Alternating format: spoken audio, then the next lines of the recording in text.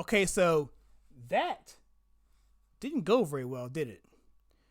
And I'm going to talk about the top three takeaways that we can look at going forward, as well as the top three things that the Democrats are going to do, one of which they've already started. And we're starting right now.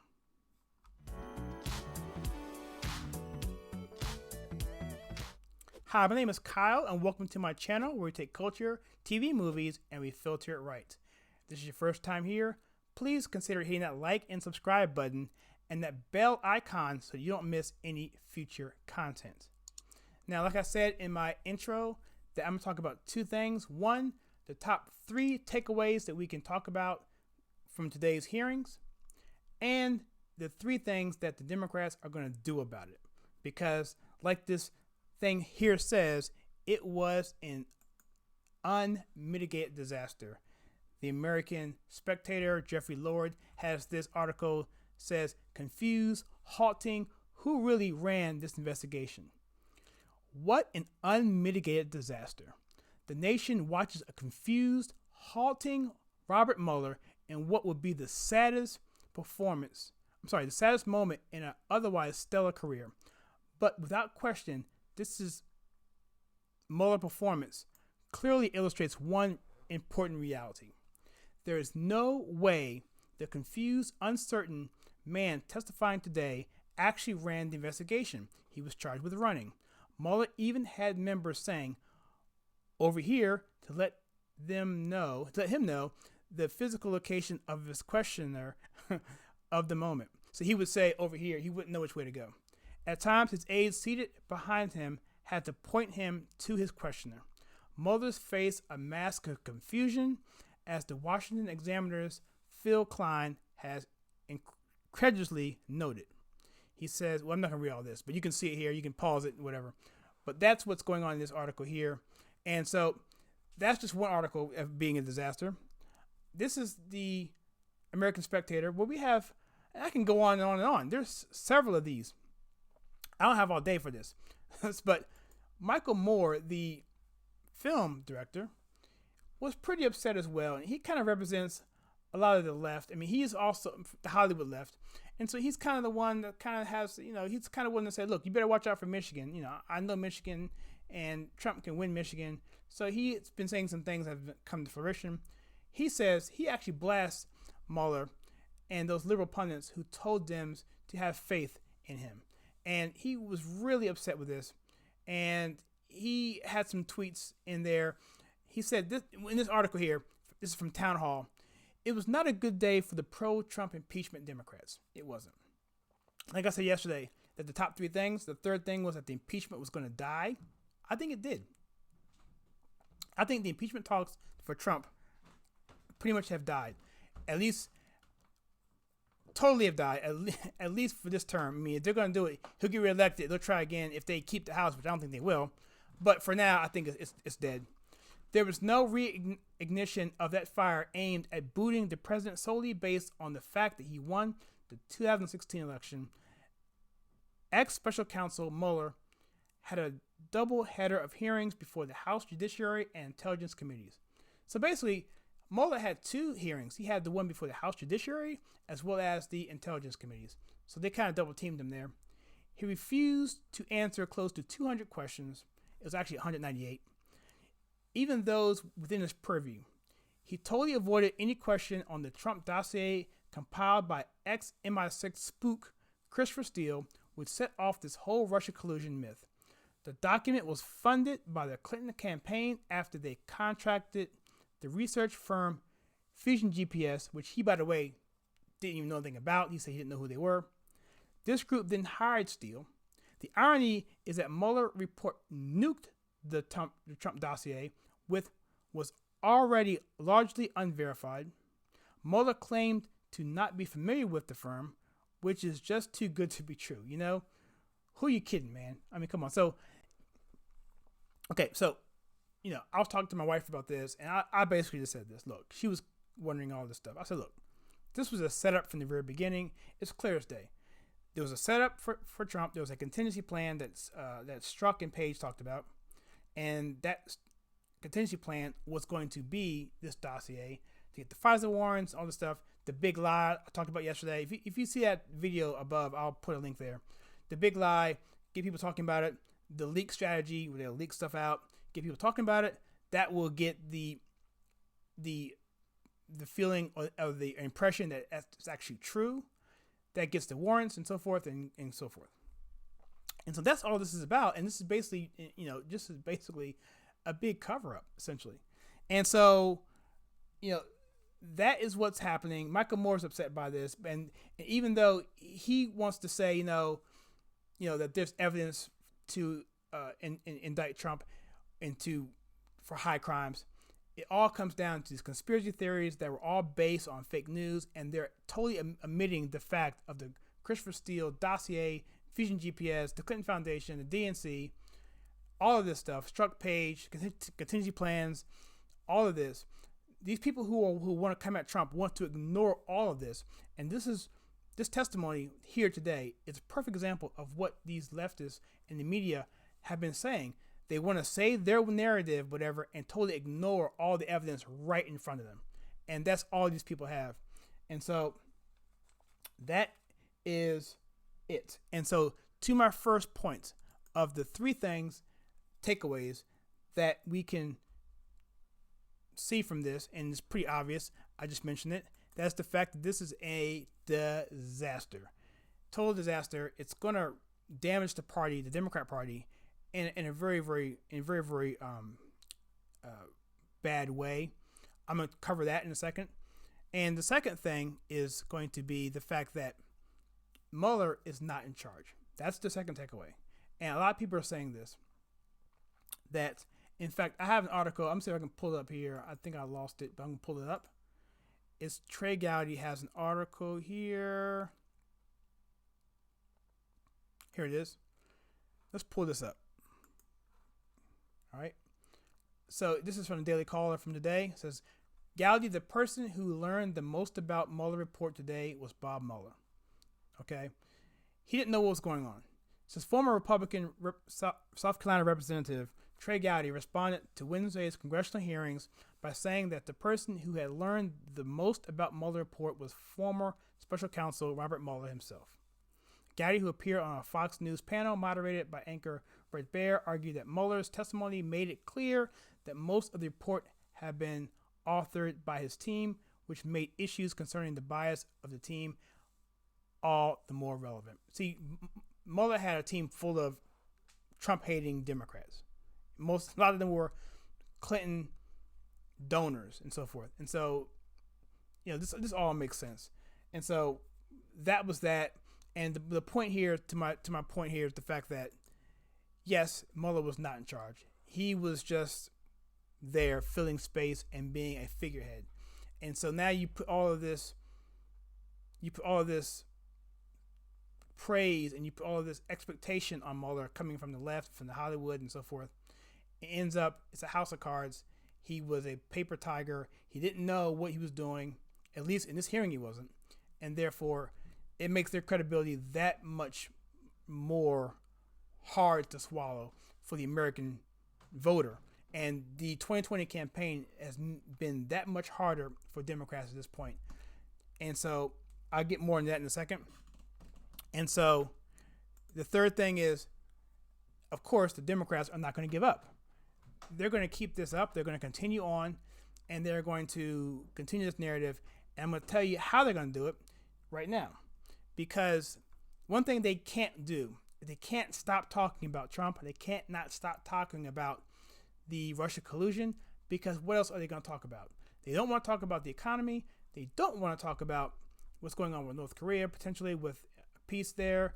They don't want to talk about the border, which they are totally falling short on, that Americans want them to do something on, totally ignoring the crisis that's going on there, and the stock market and so forth, and everything that Trump is doing for this country, job wages, unemployment, the whole nine, anything to keep people off of that. The problem is people are tired of this. My number one point yesterday was the fact that people don't care. They want real issues, and that's becoming prominent. But because these new candidates for these Democrats have no issues to run on, if they pick any issue, they're going to be against one another because, there's such an identity politic party now that one thing they say is going to be offensive to someone else in their group, and it's going to be very difficult for them to get traction. And they definitely won't get traction now because the Democrats are going to continue pushing this all the way till the election. And before you know it, they're all going to be out of power, and Trump's going to get reelected, and they're going to wonder what happened. And this time, they won't have the ability to do the impeachment because they won't have the majority in the House, and it'll be run by someone like a Jim Jordan, who, by the way, did an excellent job today. Check out his 5-minute questioning. He really nailed it in there. He got that 5 minutes in and maximized it. And the Republicans in general did a really good job of putting fire to Mueller. Like I said, 198 I don't knows. I don't want to talk about it. It was almost embarrassing to see. Okay, so with that, now let's get into what the Democrats are going to do. Now, I set the stage for that. So this is something that I just thought up with because I saw all of the leftist media talking about, oh my gosh, this is disaster. They're just piling on Mueller. See, these people don't do stuff without a contingency plan. And I think what they were hoping for, the best case scenario, they were hoping to see Mueller potentially give them the type of smoking gun that they want. They wanted to give him something, well, this is what, I found that I didn't mention, which would hurt him because he would have, basically say that he didn't do his job after 2.5 years. Now he held information. So he wasn't going to do that.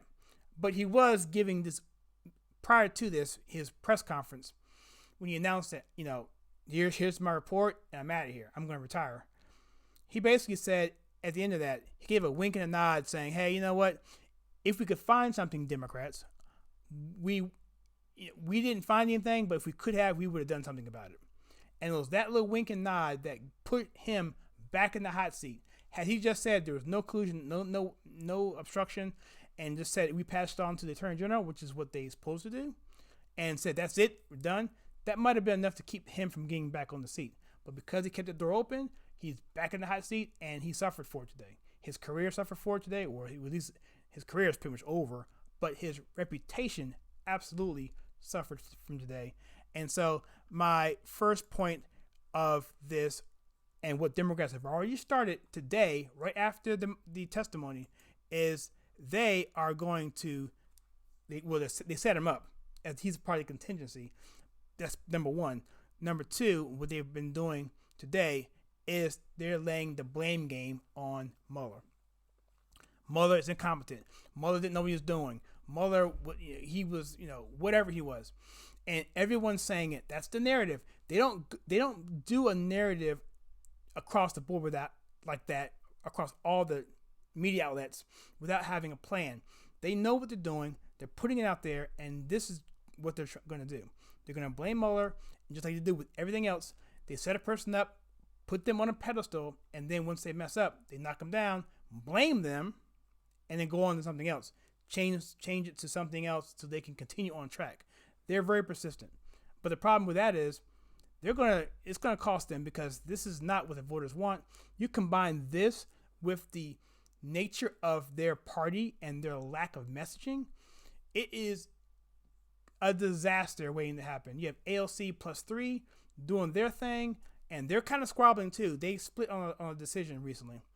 And so with Pelosi and so forth, and the I think the 58 or 59 purple Democrats that won in 2018, and were in districts in which Trump carried, in 2016, they've got a lot of issues, and you combine all that stuff together with this Mueller investigation, where they're still trying to push forward with this, so they can keep their radical base happy to some level, knowing that impeachment's not on the table anymore.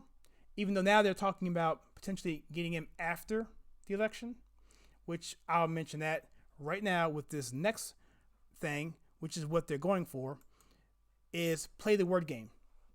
Now, Jay Sekulow, who was the attorney for the president, was on MSNBC, and I watched it, this interview at least, and he was being interviewed by Ari Melber, and the highlights of this particular interview was essentially this. The main takeaway was that Mueller was asked by, I believe it was Nadler or whomever, asked him, did you exonerate the president? And Mueller said no. He reiterated what he basically said at the press conference, which is why I think they're even here. And because he didn't, it's almost as to say, well, I didn't exonerate him because whatever. But the problem with that is that prosecutors don't exonerate anybody. Special prosecutors don't prosecute anybody. They just present the evidence and pass it on to the judge or whatever, in this case, the attorney general. And so what ended up happening was it went over to the deputy attorney general and the legal counsel of that. They made the determination that there was no collusion and there was no obstruction. And that was the way it goes. That's the process. And this came out of this interview today, and basically what came out was, and these two were arguing. Let me pull this picture up here. Let me pull it up so you can see it. All right, so here's the interview. So in this particular interview, he was basically saying, okay, well, the president in this press conference said that, and also in his tweets, that he has been exonerated by the Mueller report, but Mueller in the testimony said he did not do that. What does that mean? Well, the point is, as Sekulow was saying, was that he never had the power to do it to begin with. It's a total word game. It's to create controversy which isn't there, so they can get clicks and get that narrative and get that conspiracy going, that something happened, that there's something somewhere, and they're just chasing that white rabbit, we want to call it, and it's just not there, and so so that's what's happening, and so that's what they're gonna stake their hat on. They're gonna continue with that, maybe not as strongly as before because they gotta kind of lick their wounds, but they're not stopping. They had a press conference right after this, and they are still pushing forward. Pelosi was there, and so forth. The rest of the people were there. They got to save face, and they're going to try so, but they're still going to be determined to go after this president, and I hope they do, because they're just going to get. The more they go after this, the more they're going to get destroyed. And so, with that, that's pretty much what's going on. And let me know what you think about this. This is a theory of mine. I just know how these things go in terms of these outlets and how they talk about the same thing, that they typically do it in unison, and it's for a reason, because they're whipped, just like you are if in Congress or in the Senate or any political base, whether it be local, whatever, you have a whip, which basically that person says, we're going to all vote this way. It's basically taking the Congress or wherever the group of body is, by party typically, or by caucus, and whipping them to do a certain thing and act in unison because it has more of an effect. And so, what do you think about that? What do you think about my theory? What do you think about the Mueller testimony? What do you think about the fact that Mueller essentially embarrassed himself to the point that he is an historical figure now? And what do you think about Comey? What do you think about Richard Steele? What do you think about the fact, I forgot to mention this, but I'll mention this real quickly. What do you think about the fact that Christopher Steele, who was the British spy who was in charge of the dossier and got that going, how he was proven that he lied, okay? But the fact is, someone like a Roger Stone, they're trying to put him away for the rest of his life because of alleged lies that were unrelated to the investigation, unrelated to anything going on, but because of technicalities, allegedly, that all of a sudden he is going to be risking going to jail. But yet you have Steele, who's been a proven liar, who this whole thing started from, gets off scot-free. And President Trump mentioned this again in the presser outside the Marine One. He said, you know what? We'll see what's going to happen. But he alluded to the fact that they're going to be investigating the investigators. And I think the whole declassification with the classified documents and the FISA warrants and so forth, I think that played a big part in Mueller's being scared, because in some ways I think he was basically trying to protect himself. So that's again there. And so if you think that's a viable thing, let me know in the comments below. And with that, check out the videos I have ahead of me. If you like this content on this channel where we take culture, TV, and movies and we filter it right, hit that like and subscribe button, share with your friends, and I will see you next time.